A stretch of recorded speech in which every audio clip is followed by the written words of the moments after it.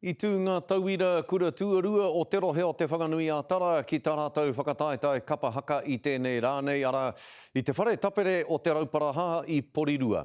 Toko maha ngā tauira i tū ki te atamira a tāne rore me hine rehia mo te wā tuatahi. Anei rā a Moana Makapeluli.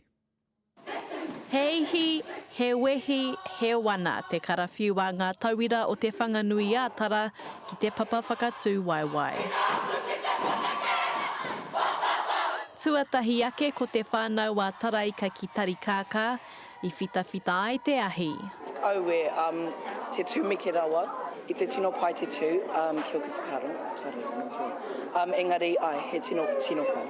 He tuatahitanga mō ngā tauira o Onslow, I tū ngātahi me te haikura o te whanganui a Tara ki te mura o te ahi. Tino miharo, engari he ahua pauri kua mutu. He tuatahi hoki mo te kareti o Paraparaumu.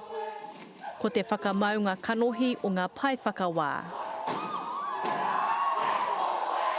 This is like one of the first times we've stood on our own in competition. So we're starting to carve the way for more students at Paraparaumu College to connect to their culture and their identity.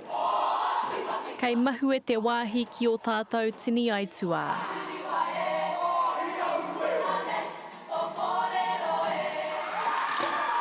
Hoki rawa mai ki te kanohi ora o ngā whare tāpere.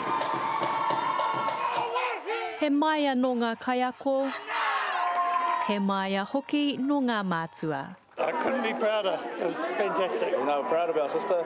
Does it make you teary a little? Yeah, it does. Te kaumātahi katoa ngā kura I tui te rānei, te kau o rātou he kura auraki. Me whakakānuhi tā rātou whānau, tā rātou hapu, iwi, e rā mea katoa. Ko ngā tauira katoa e whakatairanga ana I tō rātou mana Māori. I thought it was pretty good.